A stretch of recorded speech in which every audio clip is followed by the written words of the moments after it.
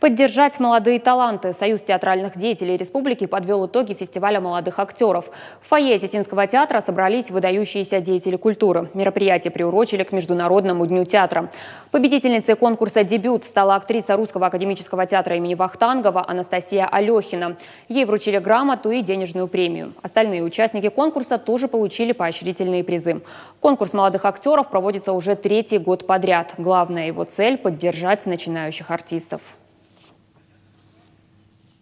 Спектакль, на котором нас смотрели, назывался «Биография» по пьесе Фриша. Режиссер Валерий Попов, это наш режиссер нашего Русского академического театра, главный режиссер.